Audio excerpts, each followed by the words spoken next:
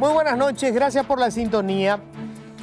Hoy vamos a volver a hacer un repaso general de la situación de la economía, pero tenía un poco la intención de hacerlo más desde el punto de vista social, porque a veces nos pasa que cuando hablamos con la economía nos quedamos solamente con los grandes números y además también hay que decirlo, normalmente el análisis se hace desde una perspectiva, si se quiere, ideológica, o sea, más conservadora. No quiero usar los términos izquierda-derecha porque eso tienden siempre a manipularse y se le da otro tipo de cariz. Pero digamos que hay una lectura más conservadora, hasta si se quiere más ortodoxa, y hay una visión distinta y es bueno que se sepa. Es decir, que la economía no tiene una sola corriente o una sola lectura.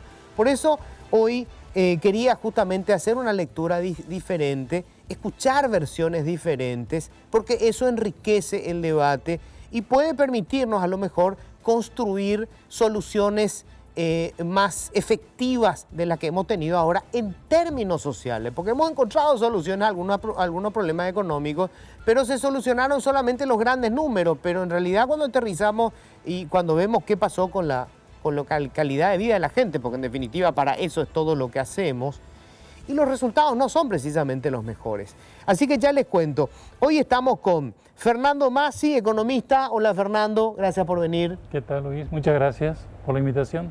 Estamos con Verónica Serafini, también economista, por supuesto. Verónica, gracias por venir. Buenas noches, gracias por la invitación. Y estamos con Luis Rojas, también economista. Hola Luis, ¿cómo estás? Gracias por venir. Buenas noches, Luis, gracias por la invitación. Quiero empezar con una cuestión muy básica. Luis, cuando nosotros hablamos con algunos economistas y preguntamos cuál es el problema más grave que tenemos que enfrentar hoy, y te dicen el déficit fiscal, la deuda, el servicio de la deuda, y nos quedamos por ahí. O sea, la visión es un poco de los grandes números de la economía y siempre son más o menos las cuestiones, por decirlo así, político-financieras, ¿verdad? De política fiscal, digo más bien. Si te pregunto, ¿cuál es el principal problema de nuestra economía? ¿Cuál es tu respuesta? Bueno, requiere una respuesta compleja, porque el principal problema, yo creo, de nuestra economía es el modelo económico, el tipo de economía que construimos en el Paraguay. Y me estaba pensando un poquitito que en Paraguay siempre hablamos de lo urgente, nunca de lo importante. Siempre es apagar incendios, ¿verdad? Siempre es cómo pagamos el crédito, cómo no cortamos la cadena de pago, cómo mantenemos que la gente coma por lo menos en este contexto de pandemia. Siempre es lo urgente, ¿verdad? Y nunca tenemos estos espacios, ¿verdad?, para discutir lo que yo considero un poco, esta pregunta que voy a hacer es lo importante, ¿verdad?, y que tiene que ver con el modelo económico que tenemos. Nosotros tenemos un modelo económico que podemos hablar mucho, ¿verdad? Un modelo económico agroexportador que prioriza exportación de materias primas al mercado internacional, que no genera mucho empleo, no industrializa, no le capacita, no desarrolla el potencial productivo, educativo, cultural de la población, no cuida los recursos naturales. O sea, hay una serie de características de este modelo y que no satisface necesidades de la gran masa social, popular del país, ¿verdad? Es un modelo muy concentrador de riqueza. Y el modelo económico, que me refiero más a la economía privada, se complementa con un modelo de Estado. Un modelo de Estado, el Estado paraguayo, que tampoco redistribuye la riqueza, tampoco impulsa a las pymes, tampoco impulsa a las cooperativas, tampoco fomenta la industrialización, tampoco fortalece el conocimiento, la ciencia, la universidad pública. Muchos déficits tenemos a nivel de economía privada y a nivel de Estado. Y esa conjunción, esa totalidad es el modelo de sociedad y de Estado y de economía que tenemos, que privilegia a algunos sectores de la sociedad y deja una gran masa social por fuera, en la pobreza, víctima de la desigualdad, de la falta de oportunidades. Y hay que trabajar sobre ese modelo. No podemos quedarnos en lo que vos señalabas muy bien, ¿verdad?, de la estabilidad macroeconómica, el déficit fiscal, el endeudamiento. Son todos puntos importantes, pero la economía tiene que permitirle a la gente estudiar, tiene que permitirle comer bien, tiene que permitirnos la economía cuidar el medio ambiente, tiene que permitirnos que la gente tenga salud de calidad, una calidad de vida buena.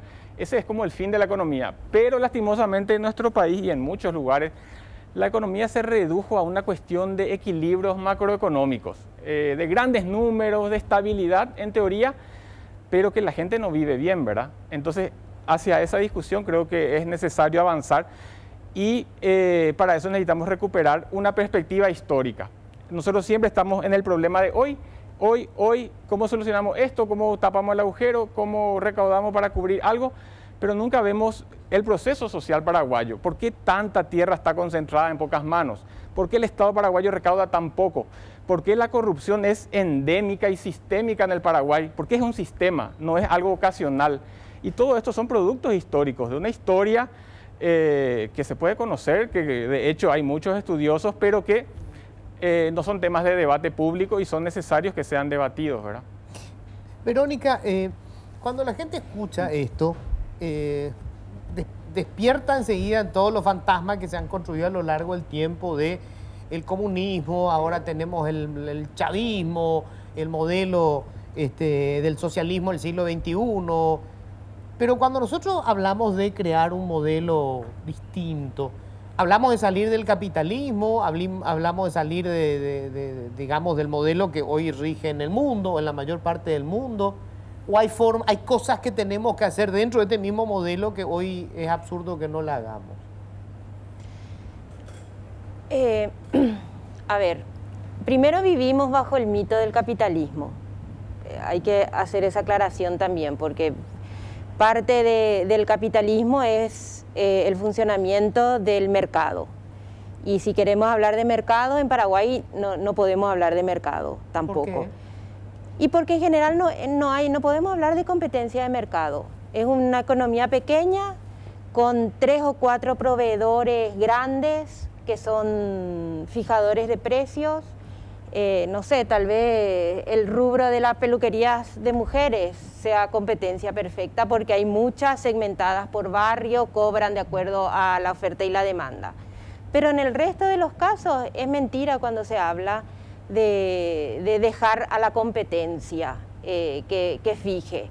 Aquí se ponen de acuerdo 2 o 3 empresas y fijan el precio de casi cualquier producto. Entonces también tenemos que ubicarnos en que el modelo del capitalismo vinculado a la competencia perfecta es un modelo que está solo en los manuales y no en el manual de segundo curso, el primer capítulo de manual de economía básica.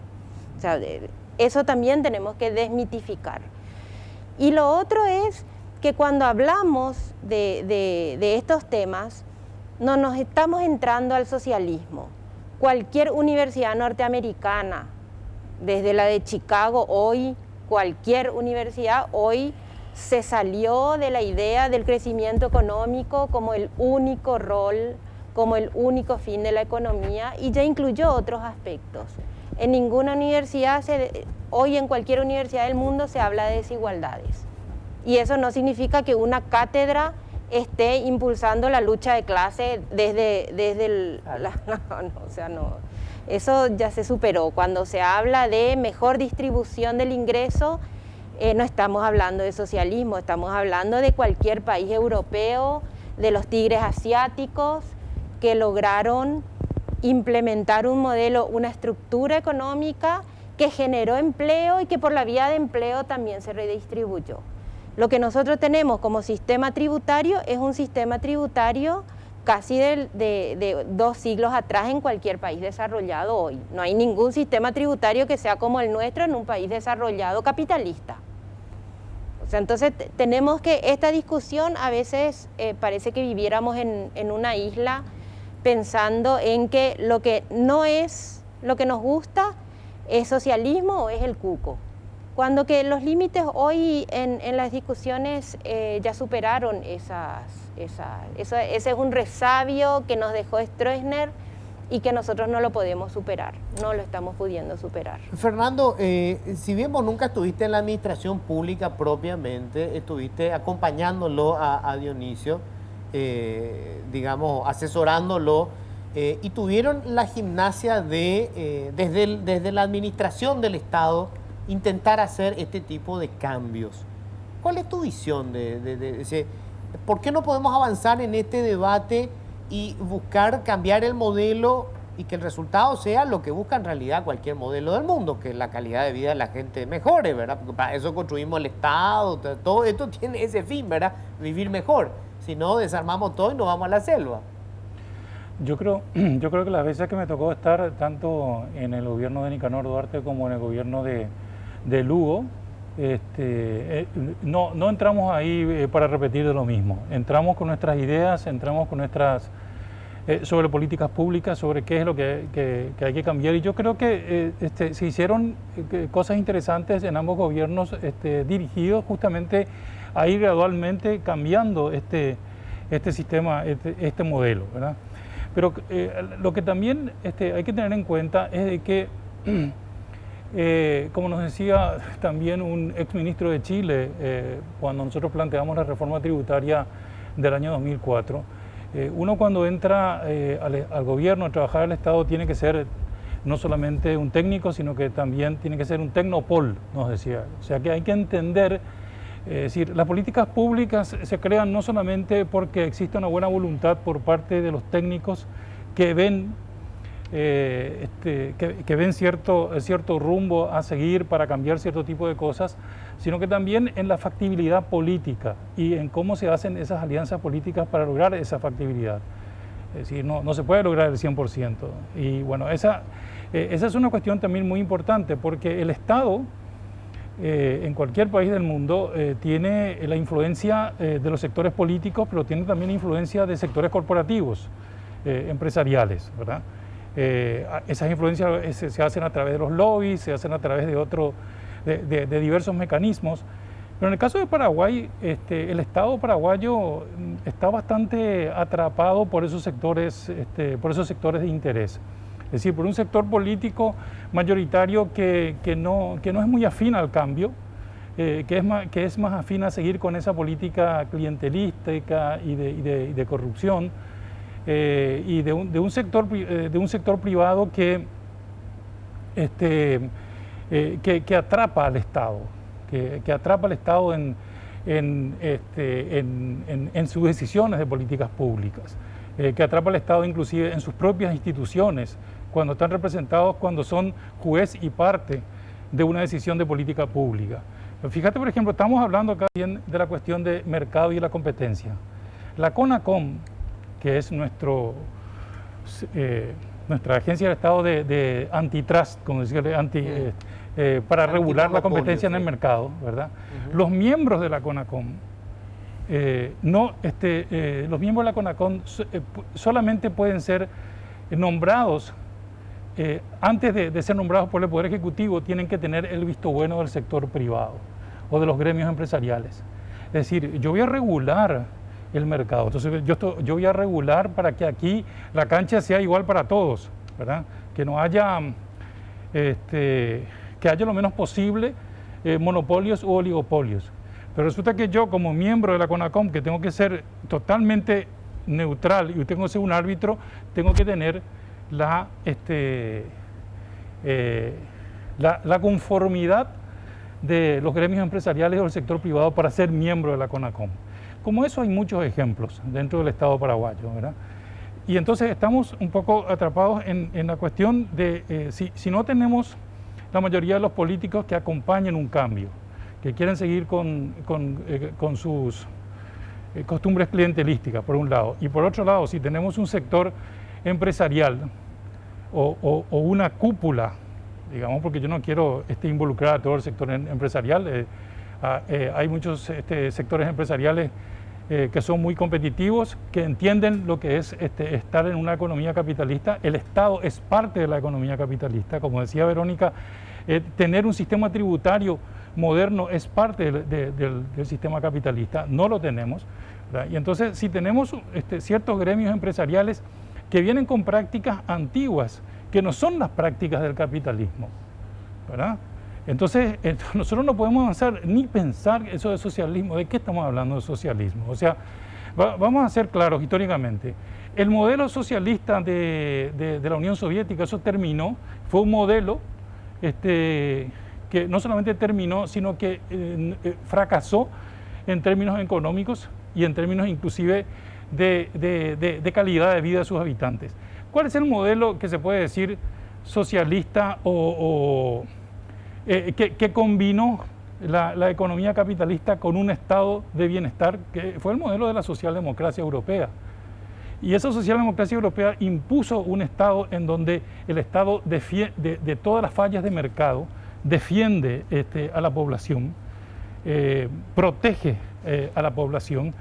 Y hoy en Europa, no importa qué gobierno esté, sea de derecha, de izquierda, más conservador, menos conservador, de coaliciones, de centro, lo que sea, se respeta eso que yo diría que ganó la socialdemocracia en Europa, y que es uno de los matices de un sistema, no sé si decir socialista, pero es el socialismo de la socialdemocracia es la que triunfó económicamente en la Unión Europea. ¿Qué es eso? Es una combinación de economía capitalista o economía de mercado, pero con una participación muy importante del Estado para proteger a la población de las fallas de mercado. Ahora, para construir, primero para perfeccionar el capitalismo, porque eso estamos hablando, o sea, perfeccionar el capitalismo significa que sea un modelo que funcione con las reglas del capitalismo, la libre competencia, y eso que fue incorporando el capitalismo justamente, creo que en su enfrentamiento con lo que fue en su momento el modelo socialista o el comunismo propiamente, que era darle respuestas a la gente, y ahí es donde se fue reformando el capitalismo y se plantearon los impuestos. Todos los países capitalistas tienen más impuestos directos que impuestos indirectos, no es una ocurrencia del marxismo, sino que eso lo hace el capitalismo.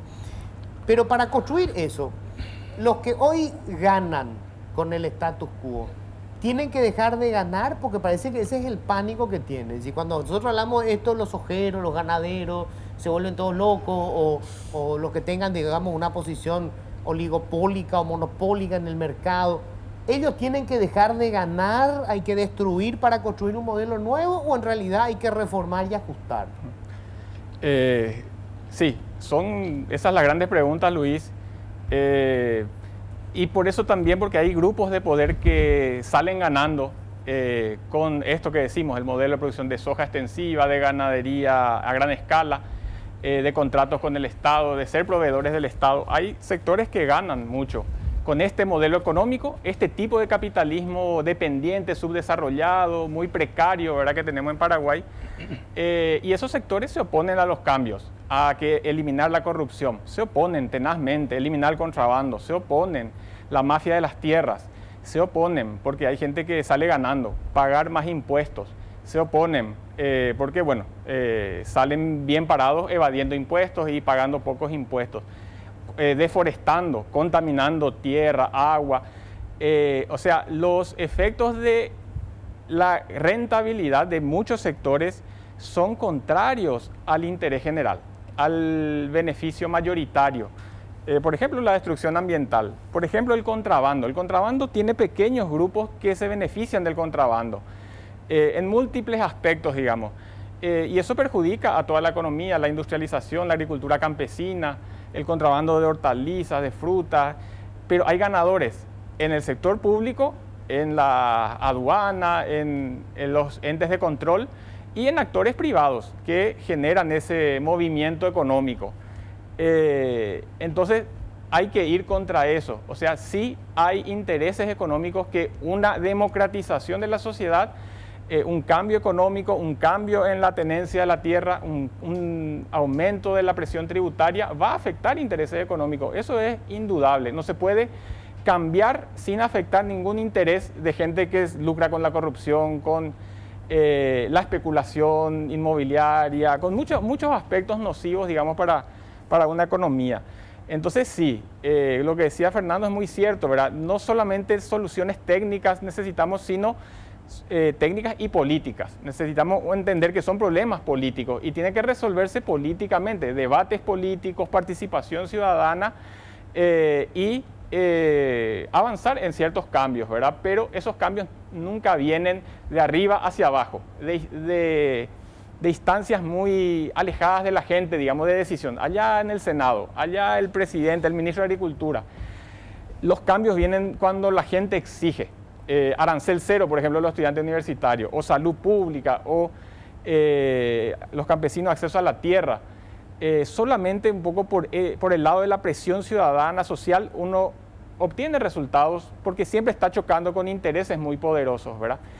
Y lo que hace rato decía Luis, esto es capitalismo, socialismo.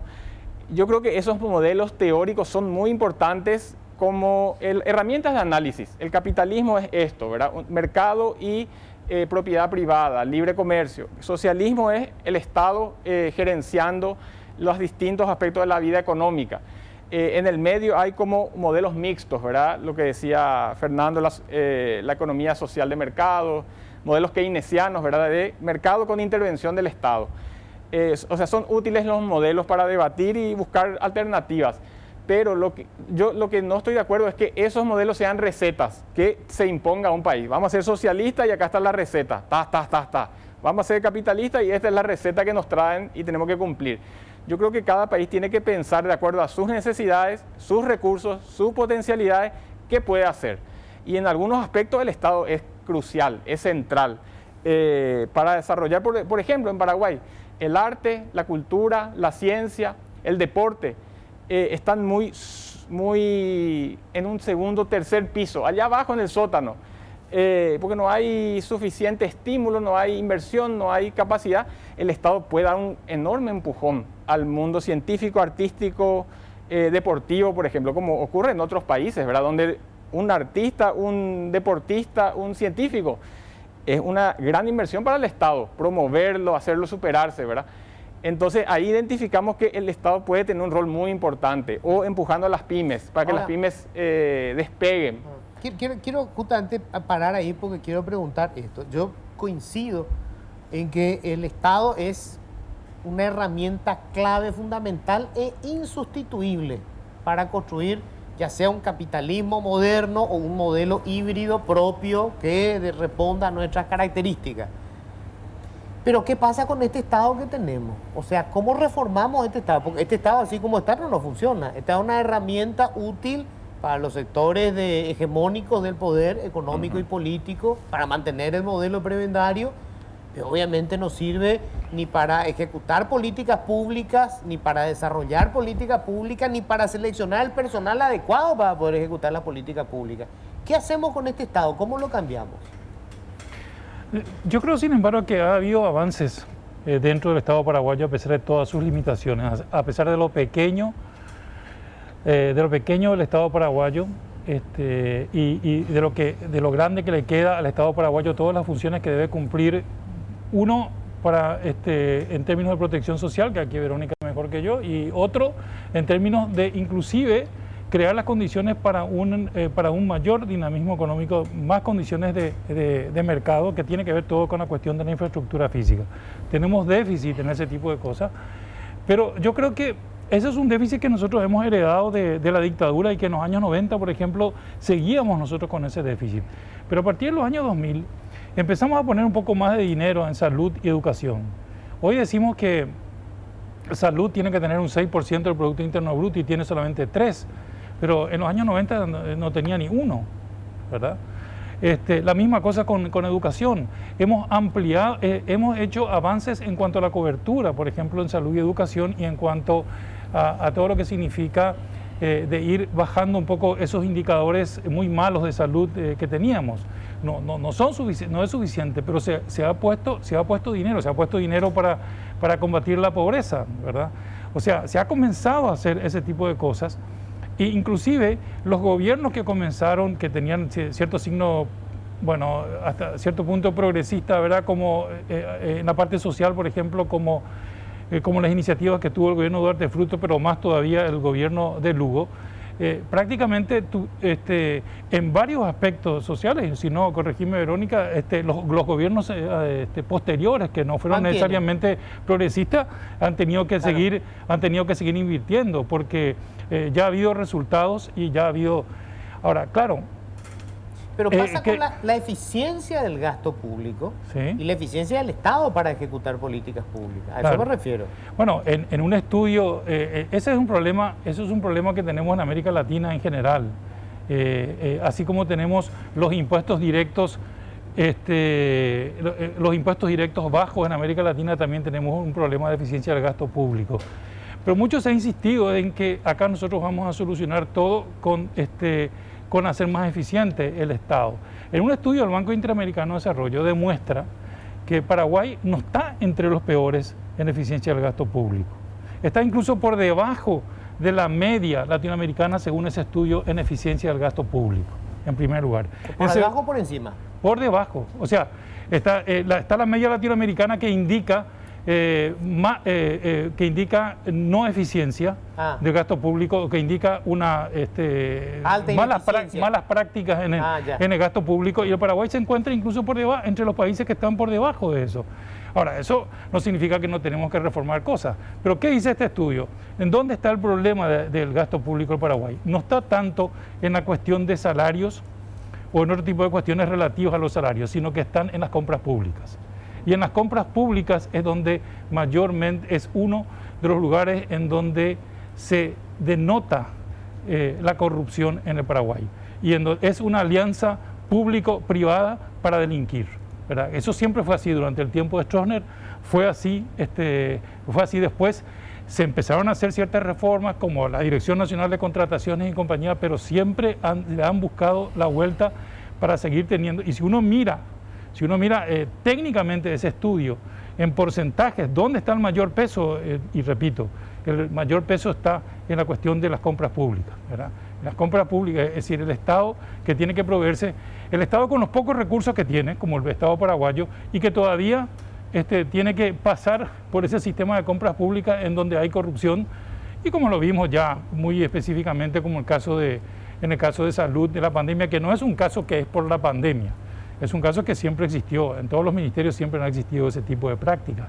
Entonces, esa es la mayor ineficiencia del gasto público del Paraguay, ¿verdad? Tampoco significa que solucionando la mayor parte de la ineficiencia del gasto público el Estado va a cumplir con sus funciones, porque estamos hablando de la misma bolsa. Estamos hablando del 10% de la presión tributaria. Estamos hablando del 14% de los gastos del Estado, sobre todo la administración central, del PIB, del Producto Interno Bruto. Entonces estamos hablando de la misma bolsa. Podemos alzar un poquito, al solucionar esa ineficiencia del gasto público, engordar un poquito la bolsa, pero no se va a engordar mucho. Siempre vamos a tener entre 14 y 15% del Producto Interno Bruto para gastar. Entonces, tengo que hacer una brevísima pausa. Vamos a seguir hablando de esto y después de una cuestión que decían, acá se necesita no solamente, digamos, soluciones técnicas, sino sobre todo visión política para poder ejecutar esto. Y está pasando en el país una cuestión muy curiosa, ¿verdad?, de la que vamos a hablar enseguida, porque como hay una reacción como muy conservadora con respecto a algunas cuestiones a nivel mundial, y también está pasando en Paraguay, se ha creado ahora este mito le llaman el marxismo cultural, y metieron en una bolsa a todos los que les resultan indeseables a los grupos más conservadores. Entonces entraron en la bolsa los grupos de las minorías sexuales, entraron los medioambientalistas, entraron los marxistas, o lo que si queda, algún marxista todavía, no sé, alguna vez hubo marxista en el país, pero entraron todos en la misma bolsa. Entonces toda esta gente, todos los que coincidan con alguna de esas ideas, no hace falta que coincida con todas, con una de esas ideas, pasaron a ser los progresistas, como si eso fuera también un adjetivo calificativo negativo, ¿verdad? Yo pensé que era bueno ser progresista, pero bueno, ya con los progresistas entonces están los conservadores.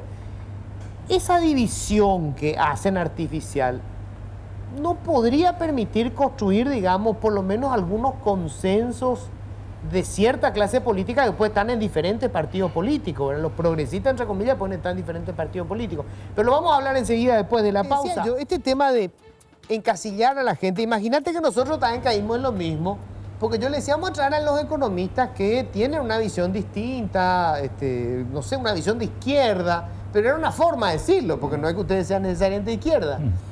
En el informe que me hizo mi productora me puso, ¿verdad?, economista, progresista y de izquierda. Y yo tuiteé así. Fernando me dijo, che, cuando traigan a los otros poné los conservadores y de derecha, porque si vamos a estar calificando. Y es cierto, es como caemos tan fácilmente en esta cuestión. Ahora yo pregunto si nos clasifican, porque yo también estoy metido ya, a esta altura de mi vida resulta que soy de izquierda, estamos todos en el progresismo. No se puede estructurar políticamente y desde, digamos, las áreas sociales un movimiento que apunte a esto, porque desde los partidos conservadores, sobre todo las alas más conservadoras de los partidos que hoy tienen la sartén por el mango, no va a ocurrir. O sea, es absurdo suponer que desde el Partido Colorado y desde el cartismo, por ejemplo, van a plantear una reforma tributaria más radical, o que haya una mejor competencia en el mercado, o que combatamos el contrabando, ¿verdad? Se supone que tiene que haber un sector más conservador, más progresista, de diferentes corrientes, con ideas distintas, pero, digamos, progresistas. ¿Esto es posible hacerlo en Paraguay o sencillamente este es el cementerio de las ideas? Porque en todos los otros países ocurre eso, ¿verdad? Pasó con Trump. Se juntaron todos los progresistas de diferentes, republicanos y demócratas y gente de izquierda, porque había que combatir a Trump, ¿verdad? Y el resultado está a la vista. Pero nosotros no podemos hacer eso. Yo creo que sí, tengo esperanza de que sí, porque las ideas están, creo que hay mucha producción intelectual en Paraguay con perfiles, con propuestas. Claro, cada cual por su lado, los campesinos tienen propuestas bien concretas, bien estructuradas. Los jóvenes en los últimos años tuvieron una muy fuerte emergencia con programas, con ideas muy claras. Las mujeres tenemos, y las mujeres jóvenes también tienen ideas. Creo que está todo, ahora sí falta el acuerdo, falta una capacidad de diálogo. Falta sentarse a tomar 10 puntos claves en cada ámbito en el que todos estemos de acuerdo, sin que haya ninguna diferencia. ¿Quién puede estar en desacuerdo hoy en la salud universal? ¿Quién puede estar en desacuerdo hoy que tenemos que reducir la pobreza? ¿Quién puede estar en desacuerdo que necesitamos cambiar la estructura productiva para generar empleo y que el empleo sea el que genere ingresos en los hogares? Bueno, ¿quién puede en eso último? Puede haber muchos que te digan, no, ese no es el modelo no, es que tenemos hoy. Lo que pasa es que de hecho hay, y por eso no cambiamos, porque hay gente que quiere mantener ese modelo porque se beneficia con un sector eternamente mal empleado o desempleado, entonces tiene capacidad para pagar menos del mínimo cuando puede. Se beneficia cuando... pero tenemos que cambiar, es que también hay un sector de jóvenes que no puede cambiar y hay un sector de economistas jóvenes que, por ejemplo, siguen hablando de recuperación económica cuando que en realidad lo único que se va a recuperar es el PIB y el PIB no está generando empleo. La recuperación que estamos viendo ahora en el tercer trimestre se recuperó el 80% de los empleos, pero la mitad de los empleos es gratis. Son trabajadores familiares no remunerados, mujeres y jóvenes que salieron del sector urbano, que dejaron de estudiar probablemente. Volvieron a sus casas. Volvieron a sus casas. En el y campo. Están trabajando en el campo gratis. Claro. Entonces, cuidado con el concepto de recuperación que estamos todos muy contentos porque nos estamos recuperando, pero resulta que todavía hay un montón de mujeres que no están desempleadas porque pasaron directamente del empleo a la inactividad. Cuando se fue el encuestador de la Dirección de Encuestas y Censos, le dijo, ¿estás buscando empleo? Y no, porque yo sé que no voy a conseguir en los próximos meses y mi hijo tengo 2 hijos que están en la casa, tengo que cuidarles. Ahora, a mí me da la impresión de que hay un problema, tiene un serio problema de comunicación el sector progresista, por decirlo así, porque la derecha más extrema tiene la facilidad de tirar ideas simples, aunque sean falsas, pero las ideas son simples y generan adhesión. O sea, ahora están con el tema del miedo. El miedo que van a entrar, se van a robar a tu hijo, les van a hacer todo gay y lesbiana. O sea, encuentran siempre una idea simple o te van a expropiar, te van a sacar tus bienes, ¿verdad? Tu hijo. Se viene el chavismo, ¿verdad? El socialismo del siglo XXI y te van a sacar tus bienes, te van a expropiar, se va a estatizar todo. O sea, hay ideas simples, aunque sean falsas, pero que calan en la gente. Inclusive, digamos, en este país, mucha gente, la mayoría de la gente pobre es conservadora, o sea, es, digamos, de derecha. Me da la impresión de que los sectores progresistas no consiguen tener 2 o 3 ideas simples que generen adhesión y no miedo. Ese es un debate, Luis, bastante interesante, porque no estoy tan de acuerdo, digamos, en el sentido de que no hay capacidad de generar ideas o eslóganes o consignas o propuestas desde el sector progresista y de izquierda. Históricamente incluso hay eslóganes que han quedado para la historia, ¿verdad? Desde Marx, que es el principal referente del socialismo, que decía proletarios del mundo unidos. Hasta los de derecha pueden repetir esa frase, ¿verdad? Proletarios del mundo unidos, o sea, clase trabajadora, son todos del mismo sector, tienen que ir juntos, ¿verdad? En la Revolución Mexicana proponían tierra y libertad, y eso quedó como un eslogan para todas las luchas latinoamericanas, tierra y libertad, allá por 1914, reforma agraria. Y hay otros, ¿verdad? Los bolcheviques rusos decían todo el poder a los soviets, y eso, o sea, el poder que no esté en el Estado, que esté en las bases organizadas. Y son eslóganes que sí calaron, digamos, y hay otros ejemplos también, pero estos sectores no tienen cómo hacer llegar sus discursos, propuestas, análisis a la sociedad. O sea, lisa y llanamente no tienen los medios de comunicación para transmitir esas ideas con fuerza, o los espacios en los medios, sino los sectores conservadores que vos señalás, Luis, son los que tienen mucho más acceso a difundir sus ideas en diferentes medios, ¿verdad? Porque tiene que ver mucho con el poder económico también, el acceso a esos espacios. Pero yo creo que ser de izquierda, ser progresista, es sencillamente buscar cambios a lo que hoy tenemos. Y ser conservador es defender lo que hoy tenemos. Claro. O sea, un poco una fórmula sencilla. Claro, somos en Cuba, son progresistas y son más de derecha, ¿verdad? Obviamente, porque si querés cambiar el status quo, querés cambiar modelo que es de izquierda. Así es. Y serías progresista, ¿verdad? Ahí el conservador, digamos, es el que se opone al cambio, ¿verdad? Exacto. Y bueno, nosotros acá un poco en nuestro país, que necesitamos cambios, Verónica decía muy bien, ¿verdad? Hay muchas ideas, propuestas, programas, ¿verdad? De qué hacer, de cómo hacer. O sea, sí se puede avanzar en esa articulación de gente con propuestas alternativas o distintas, ¿verdad?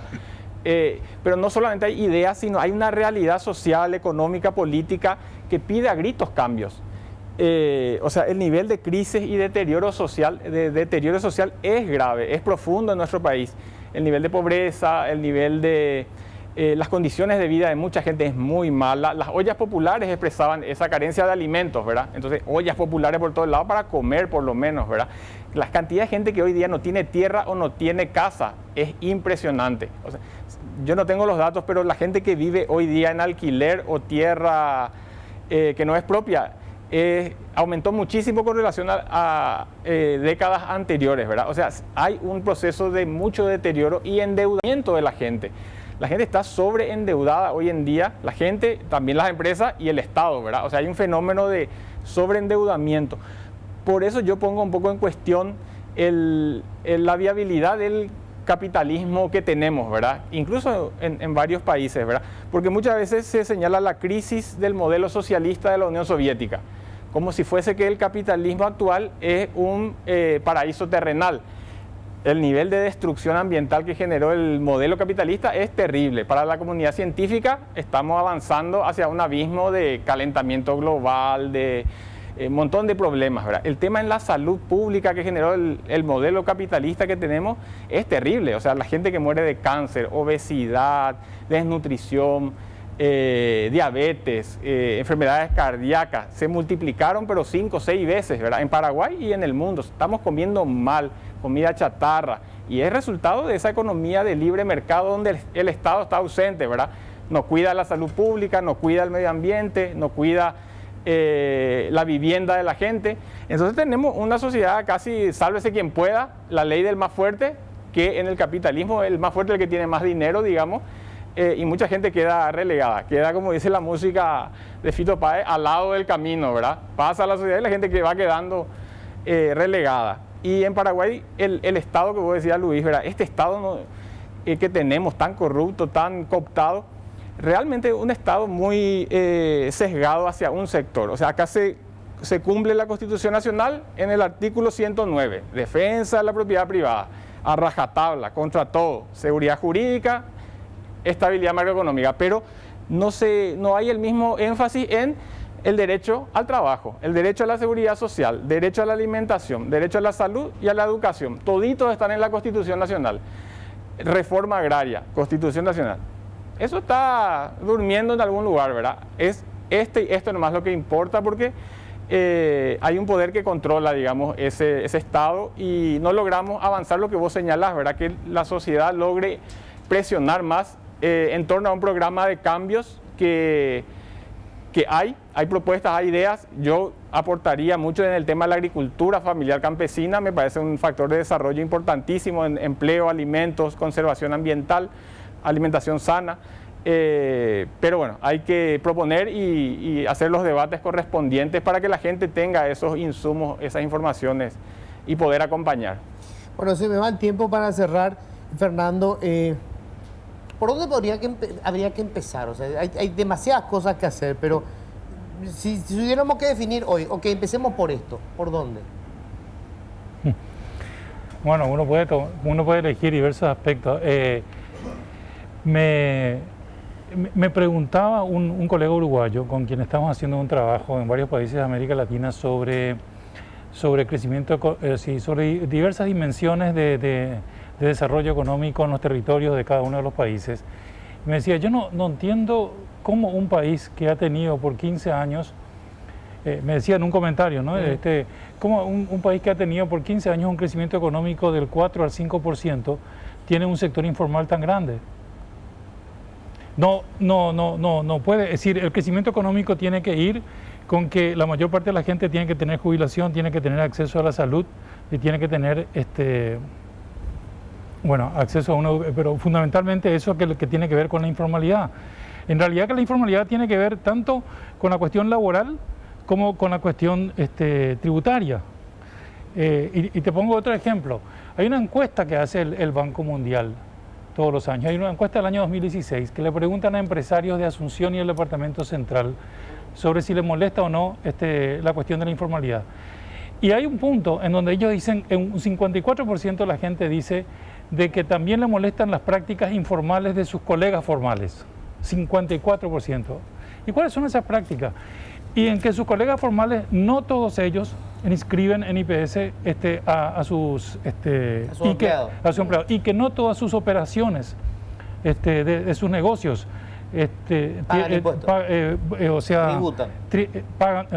Emiten facturas, ¿verdad? Entonces, eso dicen los propios empresarios formales. Entonces, yo digo, yo no sé si tenemos que empezar por ahí, pero este es un punto muy importante. Esta contradicción entre crecimiento económico y una alta tasa de informalidad. Alta tasa de informalidad laboral significa de que podemos tener 24% de la gente en pobreza, pero tenemos un 40 o más % de la gente en vulnerabilidad. Claro. Porque ¿cuánto es lo que gana un informal? ¿Verdad? ¿Cuánto es lo que gana en promedio un informal? Y ahí entra toda la cuestión de la desigualdad de ingresos. Entonces, no podemos pegarnos el lujo de nosotros tener un crecimiento económico de 4, 5 y hasta 6% y seguir teniendo un 60% de la economía o de la fuerza laboral o 2/3 de la fuerza laboral en un sistema informal, sin acceso a la jubilación ni a la salud. Evidentemente que algo no está funcionando. Pero, sí. Para cerrar, yo creo que deberíamos como país ponernos de acuerdo en algunos puntos, porque ese deterioro también va a generar obstáculos al crecimiento económico. La misma gente que se está beneficiando del crecimiento económico y que se benefició, en algún momento va a tener problemas, porque vamos a dejar la desigualdad, está comprobado que es un mal negocio. Y nosotros no podemos salirnos de los niveles de desigualdad. Hemos reducido algunas brechas en algunos ámbitos, pero la desigualdad económica persiste. Y bueno, la pandemia nos demostró con mucha crueldad cómo afecta esa desigualdad. Nos obligó a encerrarnos, una crisis, no hay ahorros. Hay que ver cómo no tenemos datos de endeudamiento, pero eso puede explotar en cualquier momento, claro. Endeudamiento de los hogares. Creo que es hora de tomar una decisión y de aprovechar la pandemia para hacer un punto de inflexión en nuestro desarrollo y tratar de unirnos por un país distinto. Pero yo tengo la esperanza de que de que se puede. Bueno, yo les agradezco muchísimo. Ha sido sumamente interesante y yo espero que ustedes en sus casas escuchen. Tenemos que aprender a escuchar diferentes ideas, a exorcizar ciertos fantasmas, porque nos manipulan mucho con el miedo. Yo les cuento, en la década del 90, cuando empecé en el periodismo, era un adicto a lo que entonces se llamaba el neoliberalismo. Me compré todas las fórmulas que vinieron en ese momento, las privatizaciones, una serie de cuestiones como fórmulas mágicas. Y con los años uno tiene que aprender, porque eso es lo bueno, ¿verdad? Aprender de lo que ve, de la experiencia.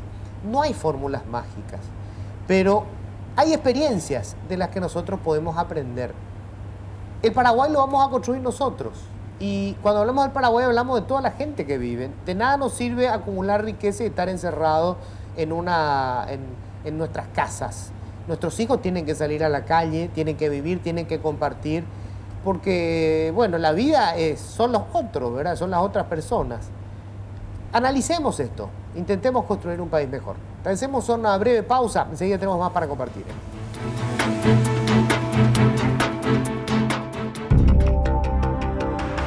El Ministerio de Hacienda informó que el lunes iniciaron los desembolsos para pago de salarios, aguinaldos y pensiones para unas 567.000 personas, con lo que inyectará a la economía una importante suma de dinero circulante. Concretamente, estos pagos de fin de año alcanzarán la cifra de 440 millones de dólares. Bueno, y ya estamos, les cuento que estamos con Pascual Rubiani, presidente de la Asociación Paraguaya de Agencias de Publicidad. ¿Qué tal, Pascual? ¿Cómo estás? Un gusto, Luis. Muy bien. Un placer estar en tu programa. Enseguida vamos a estar hablando con Pascual de qué pasó con el mercado publicitario en este año tan jodido y sobre todo cuáles son las perspectivas. Pero está ya Raúl. Estamos también en comunicación con Raúl Vera, abogado. Él es presidente ejecutivo del Banco Regional. ¿Qué tal, Raúl? ¿Cómo estás? Buenas noches. Muy bien, Luis, muy buenas noches, un placer saludarte a vos y a toda tu audiencia. Raúl, quería hacer un repaso rápido contigo, tu experiencia hoy desde el sector privado, alguna vez estuviste al frente del Banco Central, así que para vos no es novedad hacer una evaluación de un año, inclusive uno tan complejo como este 2020. ¿Cómo estamos cerrando finalmente el año de la pandemia y qué perspectivas ves vos para el 2021? Bueno, evidentemente este un año fue un año muy complejo, Luis, un año en donde las expectativas realmente tocaron su punto más bajo. Yo diría en las últimas décadas, después de haber visto un periodo de aproximadamente 6 a 7 meses en donde se notaba una recuperación económica desde mediados del 2019, sobrevino una abrupta caída con el inicio de la pandemia, y con perspectivas de impacto económico que hablaban incluso de una retracción del PIB entre el 5 y el 7%. Afortunadamente, el Banco Central divulgó la semana pasada nuevas expectativas en donde hablan de una retracción del Producto Interno Bruto del 1%, mucho menor a la esperada, y ya estamos notando recuperación incipiente en ciertos sectores económicos, pero lamentablemente con diferentes ritmos o con diferentes velocidades. Yo creo que Paraguay está terminando el año mejor de lo esperado. Evidentemente hay muchos desafíos, como los colegas estaban mencionando en el apartado anterior contigo.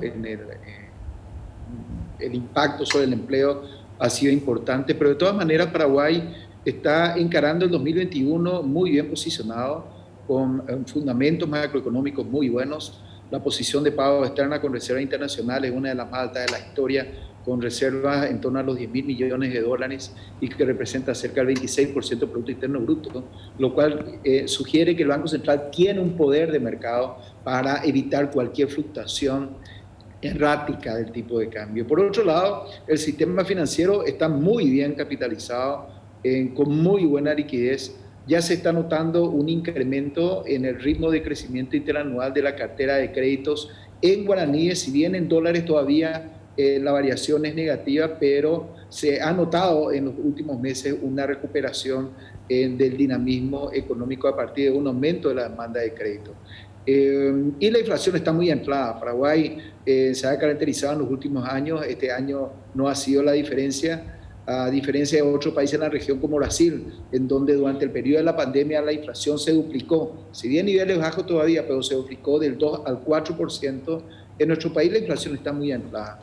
El Banco Central estima que estaría terminando en torno al 2.6%, y eso hace de que Paraguay siga teniendo o generando un atractivo muy importante en el mercado internacional de capital. Y esto es clave, pues, es clave, porque Paraguay, si bien no llegó todavía al grado de inversión, tiene calificaciones similares a países, tiene cotizaciones en sus títulos de deuda similares a países con grado de inversión, lo cual facilita el acceso de Paraguay a través de sus firmas, a través del gobierno, con emisiones de títulos soberanos, acceso al mercado financiero internacional, lo cual es muy importante en condiciones desafiantes como las que estamos teniendo.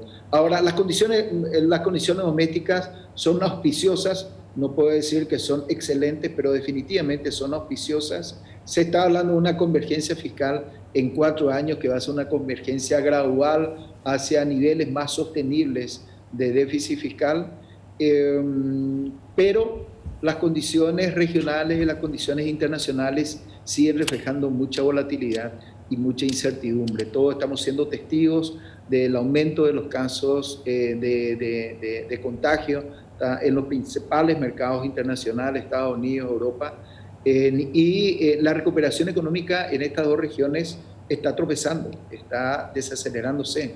En Asia, sin embargo, la recuperación económica sigue buena, pero de todas maneras yo creo de que Paraguay está muy bien posicionado a nivel regional, va a ser una de las economías de mejor desempeño, y lo importante ahora es mirar hacia adelante para impulsar las reformas que hacen falta, de modo a que esta recuperación económica sea sostenible durante los próximos 2 o 4 años.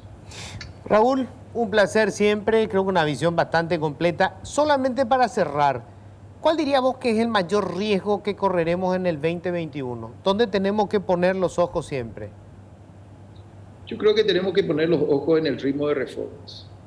Paraguay tiene que volver a recuperar el ritmo de reformas que tuvo hace 15 o 17 años atrás. Si queremos reducir la inequidad, necesitamos reformas que hagan de que las compras públicas sean más eficientes, que el gasto público sea más eficiente. Necesitamos reformas que promuevan una gestión más eficiente de los fondos de pensiones. Paraguay es un país que tiene muchos recursos internos. La reforma del sistema de pensiones puede movilizar recursos a largo plazo, y eso es clave para la recuperación económica. Raúl, un placer siempre, muchísimas gracias. Un placer, hasta luego. Raúl Vera, abogado, presidente ejecutivo del Banco Regional, fue presidente del Banco Central. Un análisis rápido. Bueno, Pascual, ¿qué tal? ¿Cómo estás, che? Muy bien, Luis. Un gusto estar aquí en tu programa y compartir con la audiencia en esta noche. Bueno, obviamente, en un año como este, en donde todos los sectores económicos se paralizaron durante muchos meses, y sobre todo el sector de servicios, el mercado publicitario habrá tenido un desplome tremendo. Sí, para hablar en cifras, del año 2019 con respecto al 2018, nosotros habíamos crecido en un 9,76% la cantidad de anunciantes que hay en el Paraguay, o sea, empresas que invierten en publicidad. De 2.624 anunciantes nos fuimos a 2.880 anunciantes. En el año 2020 nosotros redujimos la cantidad de anunciantes en un 21%, ¿verdad? O sea, en el 2020 estuvimos alrededor de los 2.200 anunciantes, o sea, estuvieron solamente 2.200 anunciantes haciendo efectivamente publicidad. y se proyecta, de acuerdo a los informes que hemos preparado en la PAP a través de una comisión de medios que tenemos dentro de la asociación y que hace realmente un trabajo muy exhaustivo, de que la caída en la inversión publicitaria sería alrededor del 23% al final del año. De este año. Sí. Entonces, eso obviamente tiene su impacto porque nosotros tenemos que entender que la publicidad es un ecosistema. No es solamente las agencias de publicidad, son los medios de comunicación, están obviamente los anunciantes que reduzcan sus niveles de inversión publicitaria. Normalmente los presupuestos están atados a un porcentual de las ventas. Claro. Quiere decir que probablemente hubieron disminución de ventas, quiere decir que probablemente se postergaron lanzamientos, etcétera, ¿verdad? O sea, entonces la torta publicitaria se vio afectada, la cantidad de anunciantes se vio afectada. Y creo que esto demuestra nuevamente que la publicidad es como el mejor termómetro de cómo funciona la economía. Cuando la economía crece, es un negocio en expansión, automáticamente hay un optimismo, hay posibilidades de que los factores que juegan dentro del mundo publicitario exploten o se potencien, y cuando empieza a haber algún vientito, alguna tormenta, rápidamente empezamos a resfriarnos. Algunos mitos, Pascual, sobre, bueno, mitos no sé, o por lo menos versiones que corren, hay que saber si son mitos o verdades, que por ejemplo la publicidad se está yendo a las redes sociales, a internet, y que por eso es esta disminución, o realmente los medios tradicionales siguen siendo los que acaparan la mayor parte de la torta publicitaria. Bueno, la televisión sigue acaparando el 40% de la torta publicitaria, y la publicidad y la inversión digital es el 14%. O sea, se ha puesto por encima de otros medios como la prensa escrita, las revistas, etcétera, pero no por encima de la radio y tampoco por encima de la televisión. Ahora, es llamativo, en este año hubo un crecimiento de la audiencia en televisión abierta y también en digital, ¿verdad? O sea, y yo creo que hay muchos mitos en este tema, ¿verdad? Y ahí es donde realmente las métricas que desarrollan las agencias de publicidad que trabajan profesionalmente y que hace 54 años están agremiadas en la PAP, pueden tener la capacidad de ofrecer una información que sea veraz en ese sentido, ¿verdad? La publicidad privada versus la publicidad estatal, ¿cuál es la relación? Porque otro mito es que tanto las agencias como los medios viven de la publicidad estatal. Y en Paraguay, en realidad, la publicidad estatal, con respecto a lo que hay en otros países, creo que es mínima. En Paraguay, en el año, entiendo que en el 2018... o antes del 2018 era el 17% de la torta publicitaria contra promedios en otros países que está por encima del 30%. O sea, realmente hay un desconocimiento de cómo funciona, que tiene que ver también con los climas de desconfianza que se generan en nuestros medios, ¿verdad? O sea, en nuestro medio, digo, no en los medios de comunicación, sino en nuestro medio, ¿verdad? O sea, estas cuestiones que vemos normalmente hacen de que la gente desconfíe de procesos comunicacionales, cuando nosotros decimos que la publicidad es clave en materia de reducir la asimetría de la información, tanto para la economía como también para los proyectos nacionales y proyectos que tienen que ver con desde la conformación de un ideal de nación, con cuestiones que tienen que ver con accesos a derechos fundamentales como lo que estaba mencionando en el bloque anterior, ¿verdad? O sea, entonces nosotros pensamos que la publicidad es necesaria, pero esta publicidad obviamente tiene que ser responsable y tiene que ser con un sentido de ir construyendo la nación. Claro, o sea, la pauta publicitaria es del Estado, tiene que responder a un objetivo, y ese objetivo tiene que ver con políticas públicas. Así mismo. No digamos una publicidad que busca solamente promocionar una administración de turno. Así mismo. Yo en ese sentido siempre sigo los parámetros de Bernardo Toro, que en un documento que él planteó ya en el Banco Interamericano de Desarrollo, él lo planteó de muy buena manera. Hay dos cuestiones fundamentales que la comunicación pública tiene que atender. Uno es la convivencia democrática, la posibilidad del debate, de la armonía, de la discusión sana, y el otro es el de la competitividad, ¿verdad? El del trabajo, el del promover que cada día uno se esmere en ser un mejor trabajador, en ser un ciudadano más competitivo, porque eso es lo que genera valor para un país. estos dos pilares deberían de ser claves dentro de la comunicación pública, dejando de lado todas las cuestiones que tienen que ver con prevención de la salud, etcétera, etcétera, ¿verdad? ¿Cómo ves el 2021, más del 20% que cayó, o que va a caer, porque todavía nos quedan unos pocos días para terminar el 2020?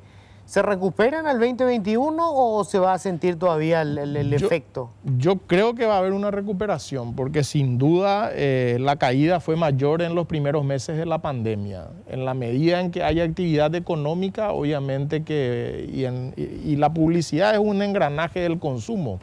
En la medida en que hay el consumo, y en eso, esta es una de las variables que siempre se miden en economías muy desarrolladas, acaso en los Estados Unidos, en la medida en que haya consumo realmente sectores de la economía se van dinamizando, ¿verdad? O sea, entonces, para mí es muy importante señalar de que si la economía de alguna manera cayó mucho menos de lo que se proyectaba, todavía lo que cayó tiene mucho que ver con lo que la actividad comercial que no se ha reactivado.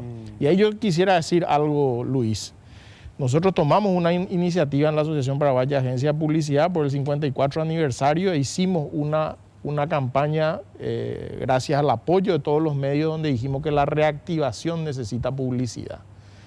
¿Por qué decimos que la reactivación necesita publicidad? Porque la comunicación ayuda a que la gente genere determinada expectativa positiva con respecto al futuro, y cuando hay esa expectativa positiva es cuando empieza a haber una mayor actividad comercial y una mayor actividad de consumo y por lo tanto una mayor actividad económica. Y esto no es una cuestión de los publicistas nomás, o sea, vos muy bien sabés porque son entendidos que todos los últimos premios Nobel que han habido en economía son gente que han estudiado la conducta humana y que han estudiado cuestiones que tienen que ver más con las emociones, claro, que con las cuestiones que tengan que ver con lo racional, ¿verdad?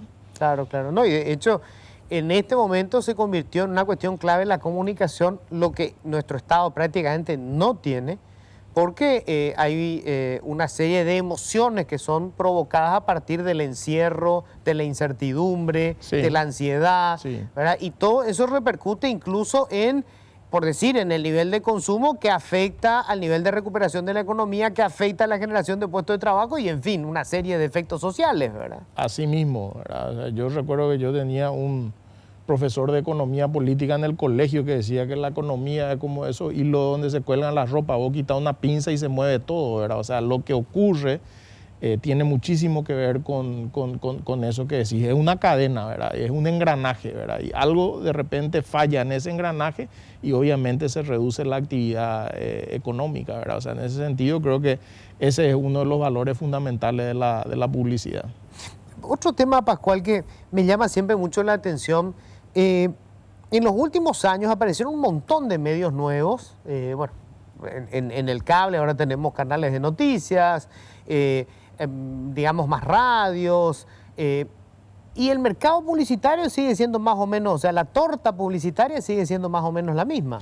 Sí, eso es correcto, Luis, y yo creo que eso es parte de un proceso de disrupción tecnológica que existe en todos los sectores de la economía, ¿verdad? O sea, probablemente en los últimos años los taxistas no se imaginaban que iba a haber Move. Claro. Entonces las grandes cadenas de medios tampoco se imaginaban que cualquiera podría poner en una plataforma digital un nuevo medio, etcétera, ¿verdad? Entonces hay un proceso de disrupción tecnológica que hace que exista una mayor oferta.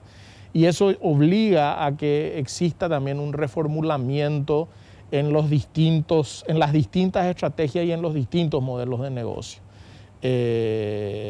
Sin embargo, nosotros estamos viendo en otras sociedades, y también ha pasado aquí en Paraguay, de que lo que se va consolidando en los medios de comunicación son marcas fuertes.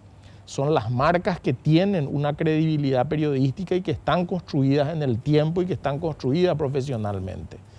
Y ahí otra vez los publicistas nos volvemos a poner felices, ¿verdad? Porque nuestro negocio es el de la construcción de marca. Y si en esta gran cantidad de medios que existe son las marcas fuertes las que van a salir más vigorosas, ¿verdad? O sea, evidentemente de que eso también representa una oportunidad. Yo creo de que en todos los ámbitos se cayeron barreras de entrada a los negocios y todos competimos con más jugadores hoy día. O sea, nosotros como agencia, ustedes como medios y los mismos anunciantes. Estuve viendo un artículo hace poco de una consultora muy renombrada sobre las marcas artesanales versus las grandes marcas. O sea, en Estados Unidos se dieron cuestiones así muy significativas como que empresas que siempre son muy seguidas por su estabilidad de crecimiento moderado, pero crecimiento continuo, como las marcas de consumo masivo, se ven afectadas hoy por productos más hechos artesanalmente, digamos, que tienen una preferencia, claro, en que están la modificando gente. De alguna manera y eso el mercado. Nosotros vemos los nuevos consumidores. Los nuevos, claro, consumidores hoy día le han dado nacimiento. No es que agarran una marca de chocolate simplemente famosa, sino que de repente encuentran un alfajor artesanal que lo convierten en un hit y que son parte de figuras que emergen en el mundo comercial que invaden determinadas cadenas de retail, ¿verdad? O sea, entonces hay un fenómeno que es sumamente interesante de disrupción y de caída de barreras que van a generar replanteos, y no solamente en el ámbito de los medios de comunicación, sino en todos los ámbitos de la economía. Hay un elemento, tengo que hacer una pausa. Bueno, enseguida vamos a hablar de esto que a mí siempre me pareció sumamente saludable. El tema de la publicidad, que algunos protestan y dicen, claro, el medio si no tiene publicidad no funciona, pero esto tiene una ventaja que yo creo que es importante. Para que un medio se vea, tiene que tener credibilidad. O sea, si no, la gente no lo ve. Y si la gente no lo ve, no tiene publicidad. Así Entonces, mismo. De alguna manera, eso hace que sobrevivan los medios que tienen mayor credibilidad. Y eso es bueno para la democracia. Y es la publicidad la que consigue ese fenómeno. Pero vamos a hablarlo enseguida después de la pausa. Brevísima, ya volvemos. Según proyecciones de Investor, se estima un continuo crecimiento de la disponibilidad de recursos en moneda local en el sistema financiero, con un ritmo que se puede ir desacelerando a medida que se reactive la economía. La liquidez del sistema financiero cerró septiembre del 2020 a un nivel de 48.8 billones de guaraníes, con un incremento del 35% respecto a los 36.1 billones de guaraníes registrados en el mismo mes del 2019. Por su parte, la casa de bolsa Basa Capital destaca que la liquidez en moneda local se vuelve a incrementar este mes como producto de los desembolsos que hace el Ministerio de Hacienda al mercado. De esta manera, se podría mitigar en alguna medida los efectos de la caída del consumo, que fue una marcada característica de este 2020. Bueno, estamos con Pascual Rubiani y te decía, Pascual, antes de ir a la pausa, ¿verdad? A mí siempre me preocupa, porque soy periodista, que haya medios que se mantengan porque el propietario o los propietarios, los accionistas tienen un objetivo político y el diario o el canal o la radio, lo que fuere, no es rentable porque no tiene, digamos, rating o no tiene credibilidad y entonces no tiene anunciantes, pero no importa porque el objetivo no es que sea rentable. Y eso me parece un mal negocio para el periodismo, porque hacer buen periodismo no es importante, no es relevante, porque eso no va a hacer que siga o no el medio funcionando, porque el que pone la plata no le interesa que haga buen periodismo, le interesa que siga una línea. Y es malo para el mercado, porque se distorsiona también el mercado. Bueno, por eso yo creo que ya la historia demuestra que los medios que se crearon y se forjaron en esa perspectiva terminaron desapareciendo, ¿verdad? O sea, yo distingo en ese sentido siempre de que los medios pueden tener su agenda y cuando uno conoce su agenda uno sabe qué esperar, ¿verdad? Sí. Entonces para mí eso es defendible. Lo otro es cuánto tiempo es sostenible un medio que pierda dinero y yo creo que ahí todos somos conscientes de que no tiene una sostenibilidad permanente, ¿verdad? O sea, eso en algún momento se va a caer. Entonces, para mí, al final del día, otra vez, el buen ejercicio de ser un medio de comunicación es lo que va a dar el resultado a largo plazo. Y yo creo que en ese sentido hemos evolucionado mucho. Hay una televisión paraguaya que se ha sabido adaptar a los nuevos tiempos y que ha sabido generar el tipo de contenido que es financiable en el Paraguay. Muchos extrañarán a lo mejor grandes producciones que antes se hacían, etcétera, pero que hoy día son absolutamente inviables para el tamaño del mercado, porque es el mercado lo que va ajustando ese tema. Ahora, yo creo de que también tenemos que buscar a lo mejor en algún momento no solamente un indicador que sea de rating, sino también de calidad de contenido. Sí, O sea, yo creo coincido que plenamente. ese es un debate que creo que existe en otros mercados. En otros mercados se califica también la calidad del contenido y creo que sería realmente un factor de diferenciación y una oportunidad estratégica para los medios serios cultivar una filosofía de calidad de contenido. Sí, yo también coincido porque obviamente el rating no es garantía de calidad. El morbo vende, el show per se vende, el mal show también vende, aunque no a lo mejor en el tiempo, ¿verdad? Se cae con el tiempo, pero en su momento... Pero vos dijiste algo que para mí es muy importante, ¿verdad? Y que yo insistí mucho con nuestros clientes en época de pandemia, ¿verdad? O sea, había que hacer contención sobre la gente y todos teníamos un rol social en ese sentido. Y el entretenimiento es necesario, y el sano entretenimiento es necesario. Y entonces ahí hay un rol social que para mí es muy importante de los medios de comunicación. Y yo creo que eso se vio en esta pandemia y se vio perfectamente cómo los medios aportaron primero a dar información, a dar veracidad sobre la información, a desmitificar un montón de informaciones falsas, pero también a generar un entretenimiento y una pausa que era muy necesaria para el estado de tensión de la gente. Y ahí se entiende el rol que tienen los medios. Muchas cosas por mejorar, sin duda. Esto nos va a dejar aprendizaje a todos, ¿verdad? Nosotros, la agencia de publicidad, a ustedes, los medios, pero creo que nunca nos hubiéramos imaginado pasar por esto, ¿verdad? Totalmente. ¿Es más difícil la comunicación hoy? Yo creo que tiene más variables. Hay más medios de comunicación que nunca. ¿Es más difícil hacer comunicación? Yo creo que hay mucha... O sea, en primer lugar, yo creo que hoy la comunicación es en tiempo real y es de ida y vuelta. O sea, ya dejó de existir una comunicación unidireccional, ¿verdad? Entonces, pasa a ser una conversación. Y si queremos que sea una conversación, tenemos que entender y aprender a conversar. Y eso muchas veces...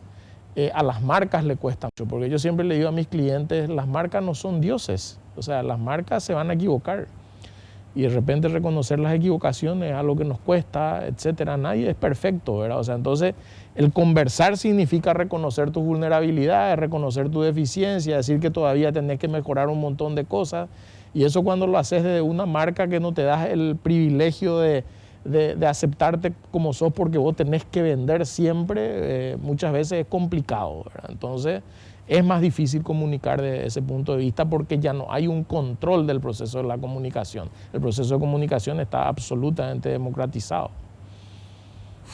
Bueno, Pascual, realmente un placer, un mercado el que se habla poco, o sea, la gente creo que restringe mucho el tema de la publicidad a, no sé, la tanda comercial, pero significan muchísimas cosas, porque esto mueve un mercado importante, sostiene los medios de comunicación, porque si no, no tendríamos medios de comunicación. Espacios como este, o sea, hoy yo puedo hacer un debate de este tipo porque hay 2 o 3 auspiciantes, si no sería imposible. O sea, la publicidad es clave para mantener uno de los pilares de la democracia, que es el periodismo y la comunicación. Totalmente, ese es uno de los grandes valores de la comunicación. Pero también yo quiero decir de que la comunicación es fundamental para construir marcas fuertes. Y marcas fuertes también son uno de los indicadores del desarrollo de un país. Y en ese sentido nosotros tenemos que ir desarrollando no solamente marcas fuertes localmente, sino tenemos que ayudar a que existan marcas fuertes a nivel internacional de Paraguay. Pascual, un placer, Muchísimas gracias. Muchas gracias a vos. Bueno, nosotros con esto estamos cerrando. Gracias por la compañía. Yo espero que esto sirva para reflexionar un poco, para conversarlo si quieren, inclusive con los amigos en la casa. Nos hace falta aprender a debatir, a trabajar con las ideas. Hay demasiado mito, demasiado miedo, demasiada bronca. Necesitamos conversar. Hay mucho por hacer. Gracias por la compañía.